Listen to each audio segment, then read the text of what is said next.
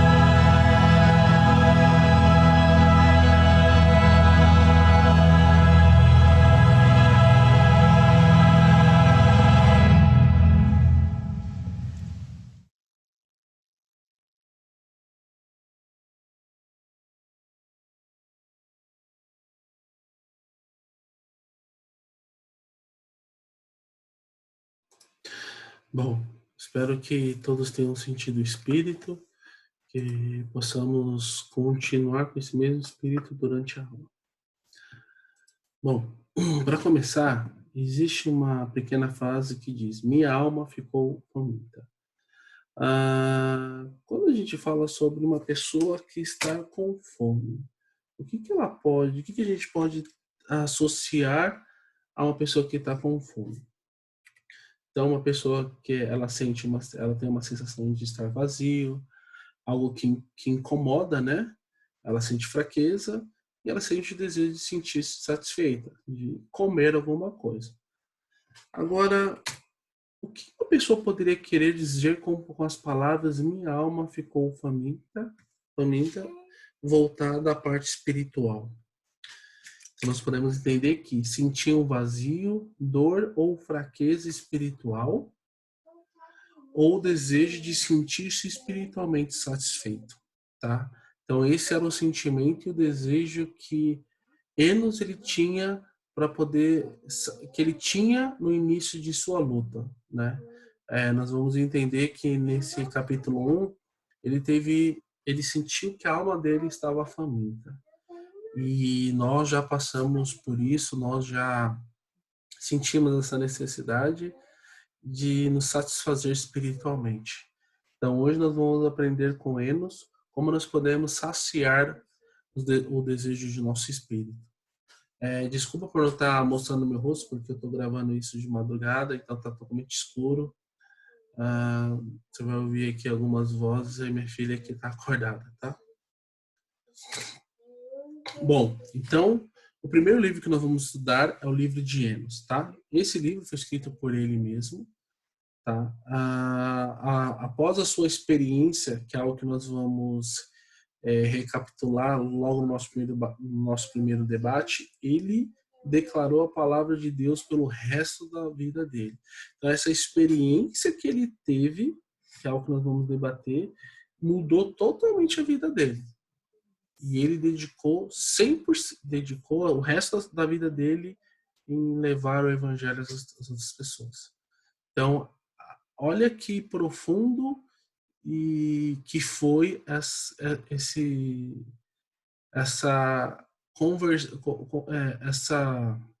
transformação de Enos, tá? Então nós vamos debater sobre isso. E no final de sua vida, ele obteve a certeza de vida eterna. Então, depois dessa experiência, ele continuou declarando o evangelho a todas as pessoas e no final ele teve a certeza que voltaria à presença de Deus. Uou, show! Então, essa aula vai ser show. Como um amigo meu diz, né? Show! Bom, então, por que nós temos que estudar o livro de Enos?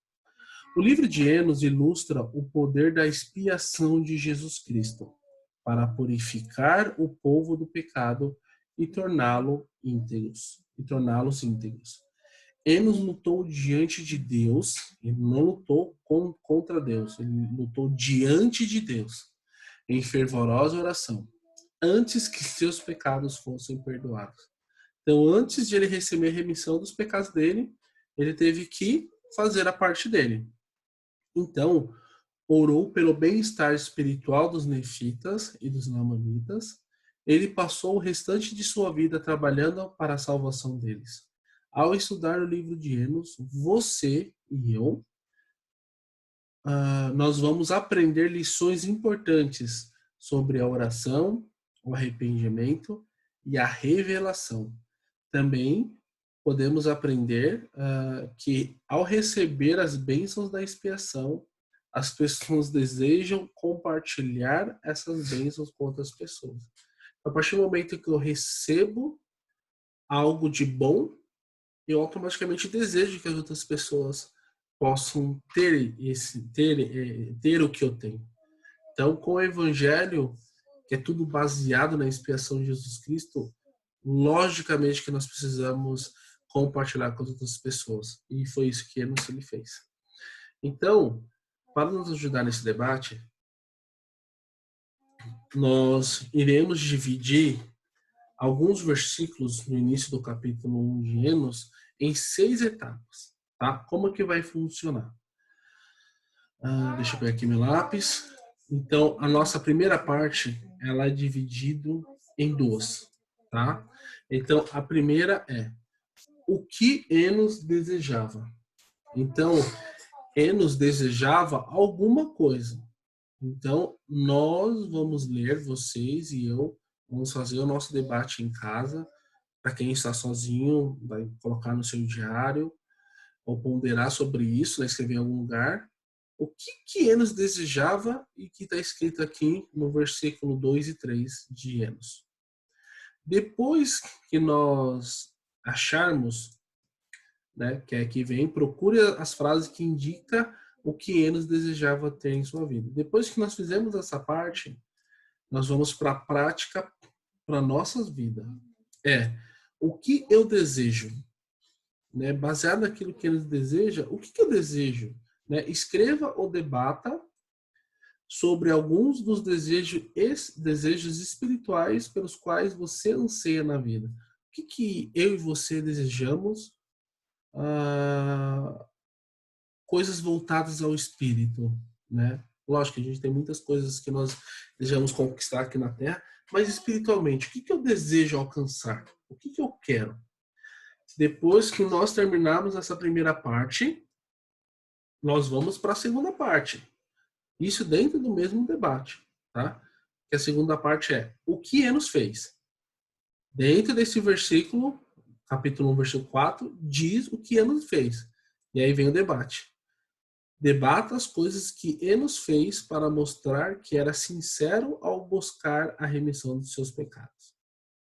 Depois que nós terminamos essa parte da segunda parte, nós vamos para a segunda parte da segunda parte, que é o que preciso fazer para alcançar aquilo que eu desejo. Então, como você pode mostrar sinceridade ao Senhor ao orar e ao buscar suas bênçãos espirituais? Então, eu tenho um desejo aqui, o que eu vou fazer para alcançar isso? Depois, vem para a última parte. Então, na primeira parte da última parte é a experiência que Enos teve. E nós vamos aprender nesse versículo. Procure a experiência de Enos.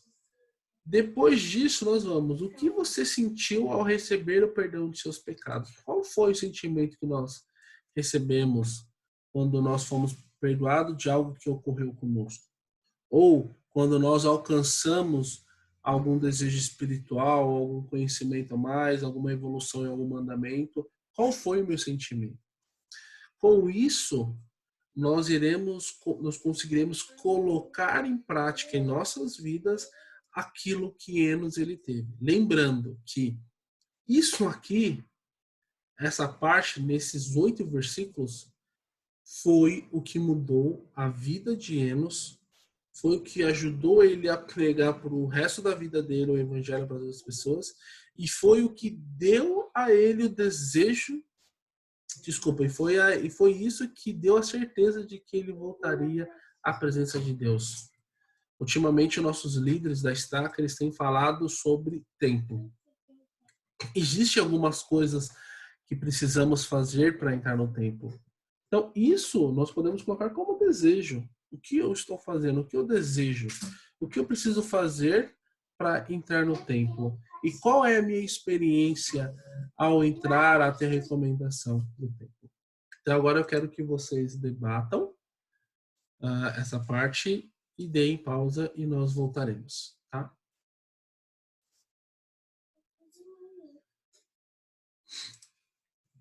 Bom, para complementar e fechar essa parte, depois dessa experiência que nós tivemos de estudar esses primeiros 8 versículos de Enos, nós temos algo que nos garante que, mas só acho que eu não vou conseguir ter essa mesma experiência que Enos teve. Não, tá errado.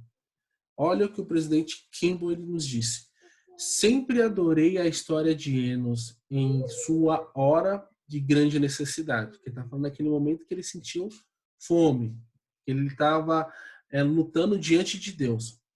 Como todos nós, pois ninguém é perfeito, deixa claro, ele havia cometido erros. qual a gravidade de seus pecados? Eu não sei.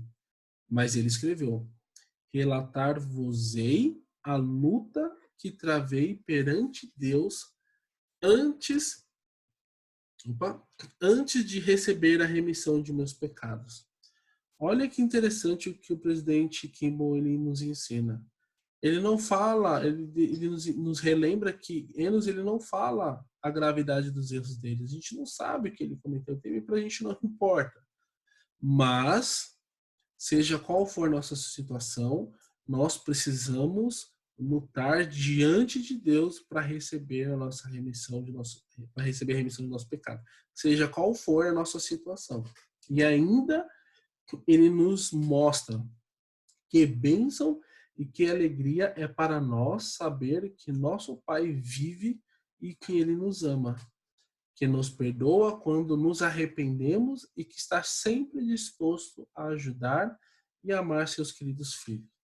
Então, irmão, seja qual for a situação que eu e você estejamos perante Deus, nós podemos sim receber a remissão de nossos pecados. E podemos sim receber a alegria que Ele nos recebeu. Então, que nós possamos acreditar nessa experiência que Ele nos teve. É real. E é possível em nossas vidas. Eu testifico que, de fato, a expiação de Jesus Cristo, Ele nos modifica. Ele nos dá a esperança de que tudo será bem, será melhor. Que tudo é possível naquele que nós acreditamos. E ainda, baseado nessa parte, poxa, eu recebi a remissão de meus pecados, eu consegui. Mas Satanás ele ia falar, não, eu vou te atrapalhar. Eu vou te... Não é assim, não. Então ele vai começar por meio de artimanhas, tentar nos relembrar daquelas coisas erradas que nós fizemos. Mas aí vem a doutrina. O Elder Uchtdorf ele disse: uma vez que estejamos sinceramente arrependidos, Cristo retirará o fardo da culpa por nossos pecados. Saberemos por nós mesmos que fomos perdoados e estamos limpos. O Espírito Santo será a prova disso. Ele é o santificador. Não há maior testemunho de perdão do que esse. O Senhor declarou: eis que aquele que se arrependeu de seus pecados e é perdoado, e eu, o Senhor, deles não mais me lembro. O Senhor deixa claro, essa é a doutrina. O Senhor fala que ele não mais se lembra. Aqueles que se arrependeram sinceramente e receberam perdão. Aí vem Satanás, e ele vai tentar fazer que não, mentira, o Senhor não esqueceu. É o que o Elder Uchtdorf diz. Satanás tentará fazer-nos acreditar que nossos pecados não foram perdoados, porque nos lembramos deles.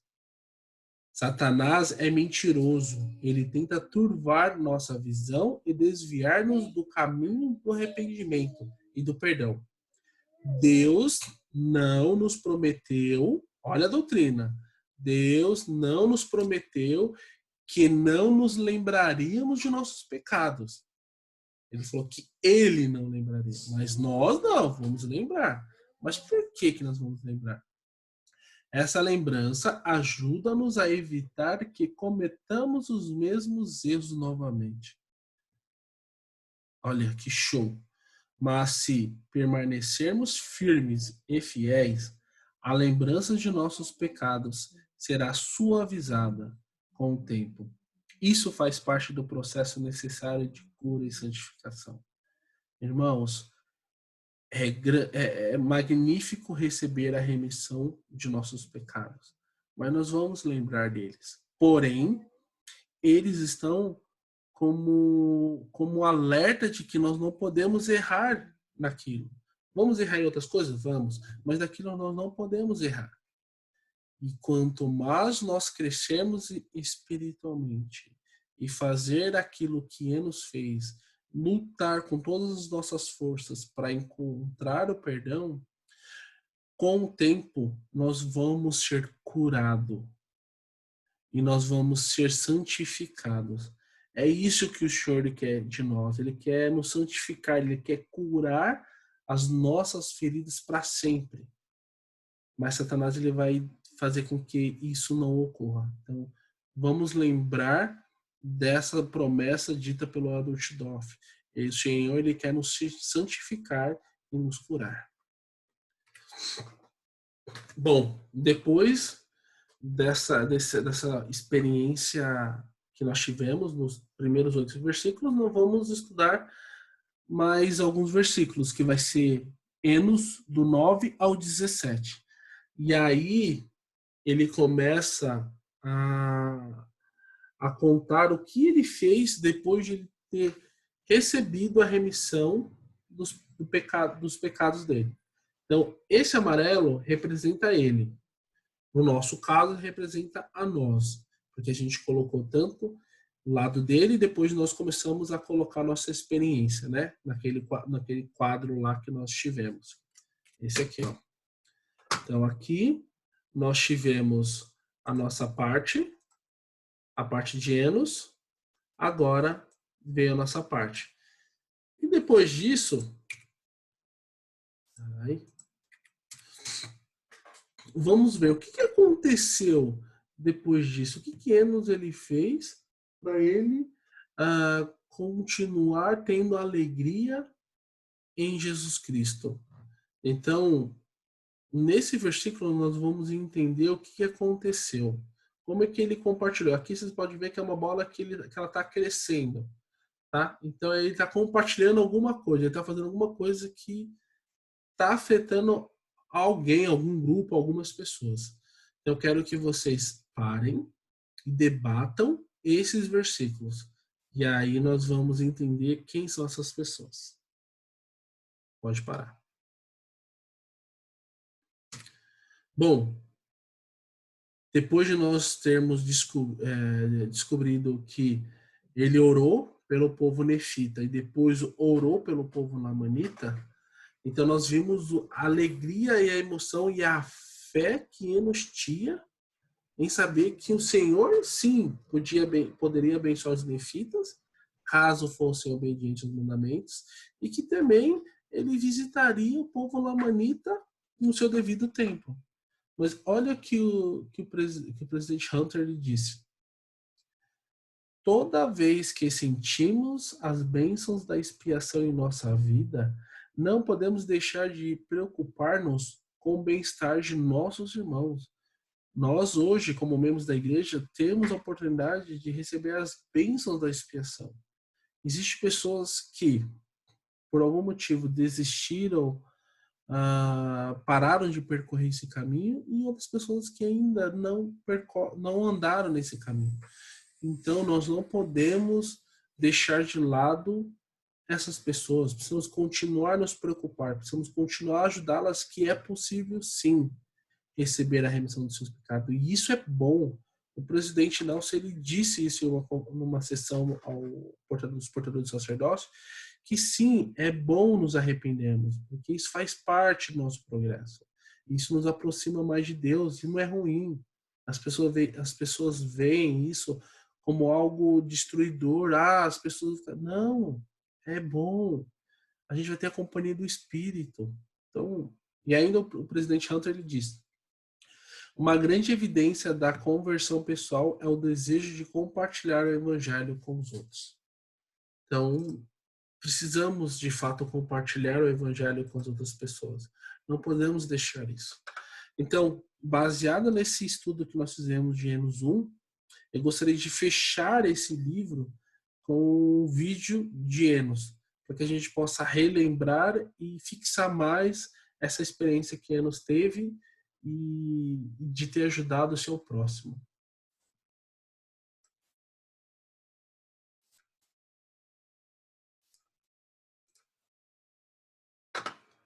Opa.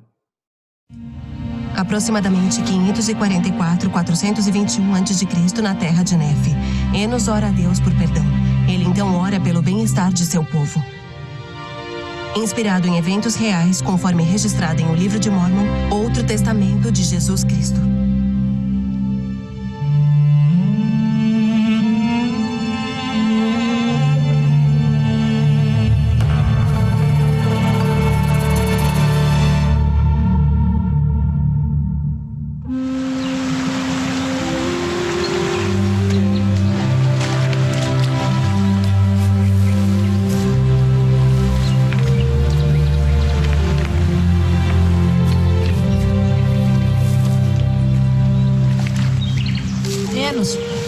pai precisa ver-te.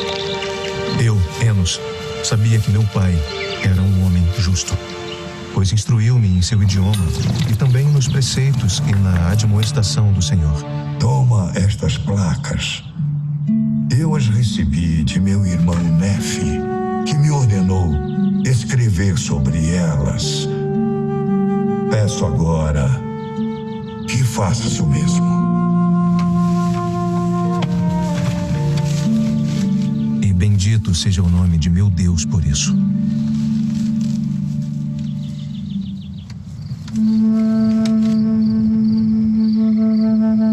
E relatar-vos-ei a luta que travei perante Deus antes de receber a remissão de meus pecados.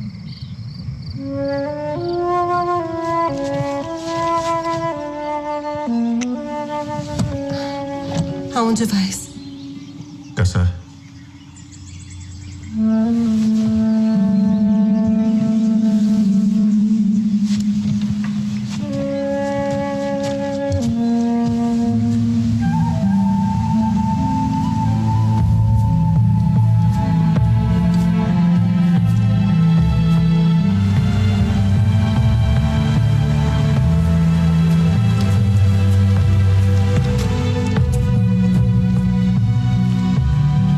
Saí para caçar animais nas florestas, e as palavras que frequentemente ouvira de meu pai sobre a vida eterna e a alegria dos santos penetraram-me profundamente o coração. E a minha alma ficou faminta, e ajoelhei-me ante o meu Criador e clamei-lhe em fervorosa oração e súplica por minha própria alma. Ó Senhor,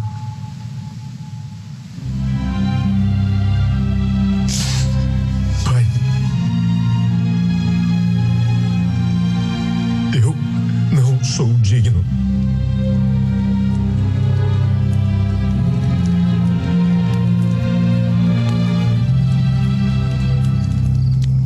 Enos,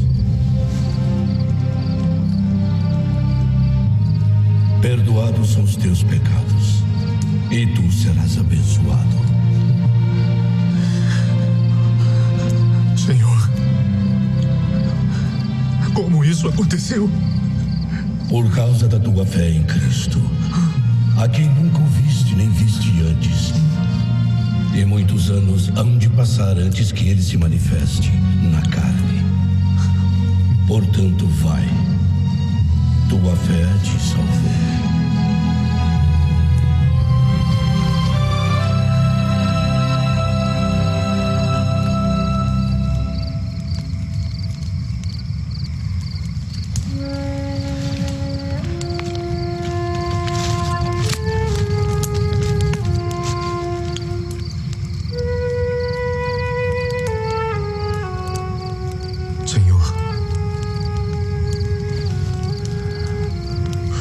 E quanto aos meus irmãos?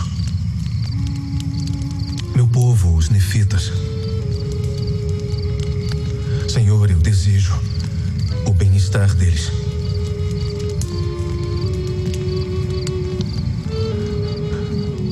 Por favor, Senhor. Visitarei teus irmãos segundo a sua diligência em guardar meus mandamentos. Dei-lhes esta terra, e é uma terra santa, e não a amaldiçoarei senão por causa de iniquidade.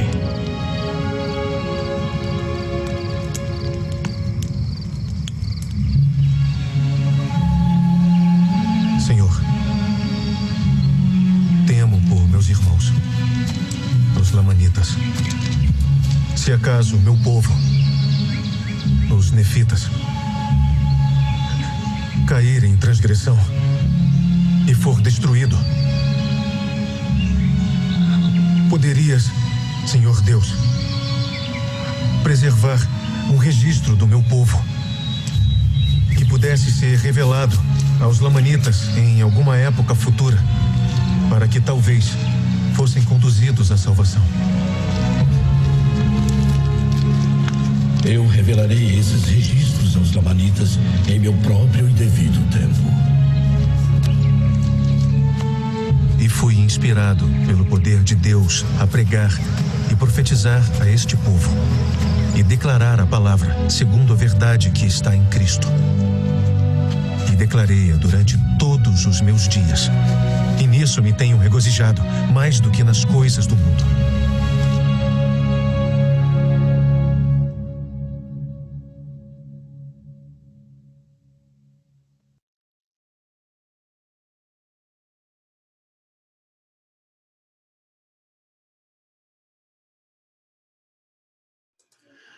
Bom, fechando essa parte de Enos, agora nós iremos dar continuidade aos demais livros.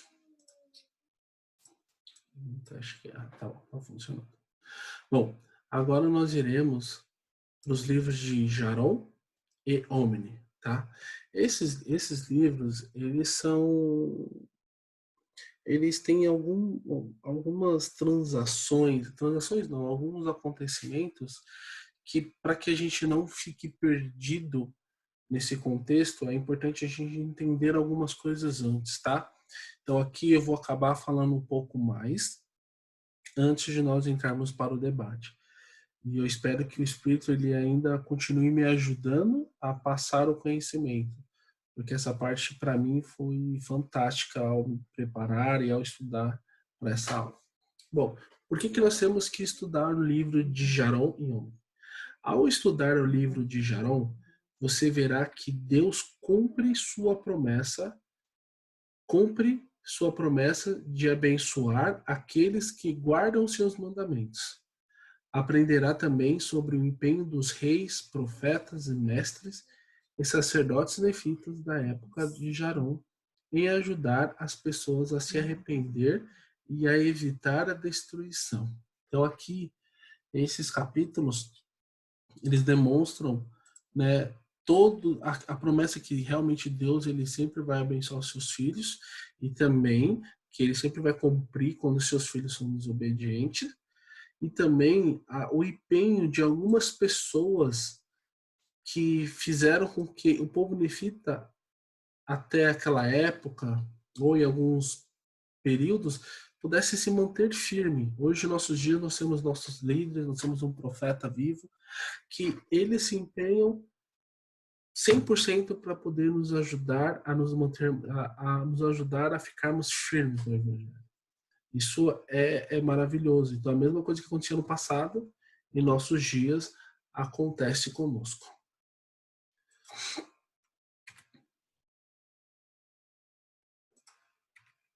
Bom, como eu falei, para que nós não possamos ficar perdidos, nós precisamos entender algumas coisas. Então, aqui, eu vou falar um pouco sobre a linhagem da entrega das placas menores. Mais para frente dessa aula, nós vamos entender que Nefe, ele recebeu o mandamento de Deus de fazer 2 tipos de registro, tá? E um deles são as placas menores. Então, só para a gente entender essa linhagem, por que coloquei de uma outra cor, conforme os outros aqui? É porque, Leí é filho, Nefe é filho de Leí. Aqui, Nefe foi quando ele recebeu o mandamento de fazer esses 2 grupos de escrituras, tá? Nefe, falando sobre as placas menores, ele repassou para o seu irmão Jacó, que é algo que a gente já estudou. Depois Jacó passou para Enos, sempre falando das placas menores, que é o que nós estamos estudando. O vídeo mostra lá Jacó entregando as placas para o seu filho Enos. Mais para frente, no capítulo de Jarom, Enos entrega para o seu filho. E Jarom entrega para seu filho Omni. E Omni entrega para os seus filhos Amarom. Todos esse profeta Jarom, ele tem o capítulo dele, mas daqui até Amaleque, todos estão dentro do livro de Omni. Todos estão dentro do livro de Omni, tá? E aí Omni ele escreveu um pedaço, passou para Amarom. Amarom, ele não deu continuidade para os seus descendentes, assim como Nefe. Ele passou para o seu irmão Quemis. E Quemes passou para Abinadom, e Abinadom passou para Amaleque. Tá? Então essa foi a sequência, e aqui é onde termina as placas menores. Ela deu início em Nefe e terminou em Amaleque, que está dentro do livro de Omni. Então, todo esse período que nós estudamos até agora, nós estudamos as placas menores de Nefe. E aí, por que que o rei Benjamin, desculpa, ele tá em outra cor? Porque ele não é descendente de Amaleque. Ele foi considerado como rei do povo, que a gente vai estudar mais para frente, no próximo capítulo, acredito. E por ele ser uma pessoa justa, ele recebeu isso com conformidade de Deus, e ele recebeu as placas menores. E aí, mais para frente, nós vamos entender mais ainda onde entra as placas maiores. Bom, eu espero que vocês tenham entendido até agora. Se tiverem dúvida, podem voltar o vídeo e assistir essa parte nova, ou podem me mandar um WhatsApp com dúvidas, tá? Bom, depois disso, nós vamos entender um pouco sobre a visão geral da migração dos nefitas, tá? Que vem nesse desenho aqui, como nós estamos vendo, tá? Por que que eu estou retratando isso? Porque no livro de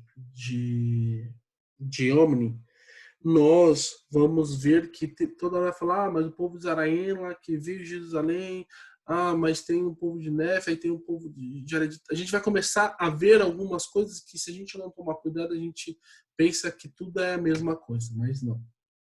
Então, isso aqui é um esboço que eu peguei do manual, livro de Mórmon, do seminário, mas para que pudesse exemplificar mais, tá?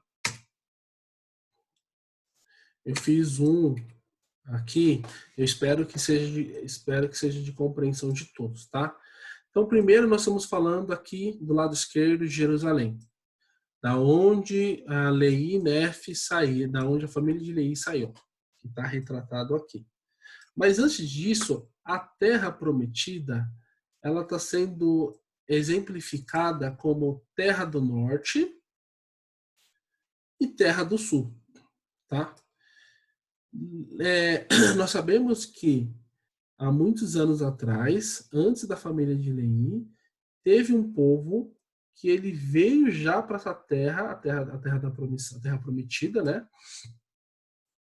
E ele foi para a região norte dessa terra, que é o irmão de Jared, quando eles saíram no período da Torre de Babel, onde o Senhor confundiu as línguas, e eles vieram para cá. E 600 anos antes da vinda de Cristo, foi a vez da família de Leí. Então aqui, ó, todos saindo da mesma fonte. Só que uma coisa que eu aprendi, né, nesse estudo, que depois que a família de Leí saiu, também teve uma pessoa que veio para cá. Eu não sei se foi com a família ou com um grupo de pessoas, não sei. Isso eu não encontrei resposta, mas veio uma pessoa chamada Moleque, que ele era filho do rei Zedequias, e que, conforme o contexto histórico da Bíblia, para muitos dizem que todos os filhos do rei Zedequias tinham morrido, mas não. O Moleque, ele não morreu, não, ele veio para cá. Foi ligeiro, ele veio para cá. Então, esse povo, ele veio 12 anos depois da partida de Leí para sentido a Terra Prometida. Então, no período que Nefe, que aí a gente começa a ver no capítulo 2, no segundo Nefe, no capítulo 5, quando Leí se afasta de Lamã e Lemuel, porque eles estavam querendo destruir Leí, ou Nefe, eles vão para uma terra que foi denominada como a terra de Nefe. E aí Nefe cresceu, ajudou o povo a progredir, e foi indo, até chegou Jacó, aí Jacó continuou a pregação, Nefe morreu, Jacó depois Enos, e assim foi. E esse povo ficou aqui, tá? Mas só que o povo nefita, ele também começou a ser incrédulo, né? Além das guerras que eles tinham com os amanitas, eles começaram a fazer coisas erradas. Então o Senhor ordenou a um rei chamado Mosias, que é dito no livro de Ômini, para que ele pudesse pegar as pessoas que queriam ouvir a palavra de Deus e partisse para uma outra terra. E eles foram encontrar o povo de Moleque. Só que nessa época que Mosias partiu daqui para cá, eles já eram considerados como o povo de Zaraenla, porque existia uma pessoa que cuidava dele que chamava Zaraenla. Só que, pelo que eu entendi, não existia nenhum registro deles, da parte deles, ou que eles trouxeram de Jerusalém. E eles já não tinham mesmo, já não sabiam o idioma que Nefilei eles preservaram. Então, o que o rei Mosias fez? Ele ensinou o povo o idioma de seus pais, e depois que o povo sabia, Zaraenla, que era uma pessoa, líder na época, ele começou a passar toda a genealogia dele que ele tinha na cabeça. Olha só, ele tinha tudinho. Então, ele começou a repassar e Mosias ele começou a anotar. E aí chegou um momento, que é uma história que eu acredito que seja no capítulo 25 de Mosias, ou acho que entre 7 e 25, em algum momento, Mosias, o filho dele, né, que assim, tem Mosias, veio depois o filho dele, o rei Benjamin, depois veio Mosias, tá? O primeiro Mosias, o segundo Mosias, ele considerou o povo de Zaraela, molequitas e nefitas como todos nefitas, tá?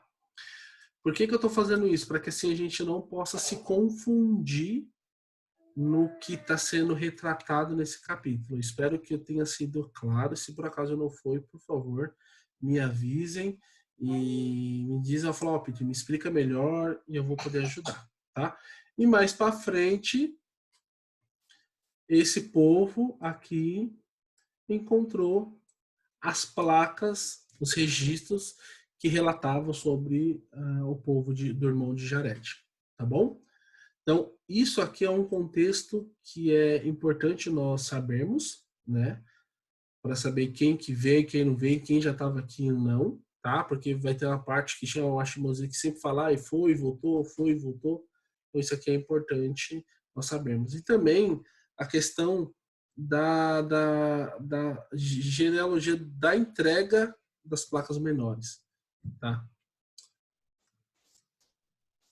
Bom, depois disso, nós agora vamos para uma parte que é o debate, tá? Então, Jarão e os escritores de Ômini escreveram sobre a nação nefita, mas as mensagens se aplicam também às pessoas individualmente. Então, agora a gente vai aplicar essas mensagens para nós, tá? Baseado no que nós vamos aprender, então a gente já temos um overview do que acontece. Então, nós vamos começar com a primeira parte, que nós vamos ler Jarão em Ômini, conforme as escrituras que estão sendo mostradas aqui, mas respondendo essa primeira pergunta, que é: o que aprendemos nos livros de Jarão em Ômini sobre como a retidão leva à prosperidade? Muitas vezes nós levamos a palavra prosperidade sempre para a parte financeira, mas para o Senhor, eu acredito que isso seja consequência, tá? Da nossa obediência. Mas existe algo que nós podemos prosperar no Senhor. E é o que vai ser discutido, tá? Depois que for feito o debate da parte 1, já em seguida, já vamos para a parte 2, que nós vamos comparar parte 1 com parte 2, para que nós possamos saber o que eu posso prosperar. Qual seria o significado de prosperar perante Deus? Porque pode acontecer de muitas pessoas não conseguirem prosperar financeiramente, mas elas vão ser felizes, elas vão ser obedientes, elas vão evoluir. Então, o que seria prosperar perante Deus? Tá? Agora eu quero que vocês deem pausa para fazer esse debate.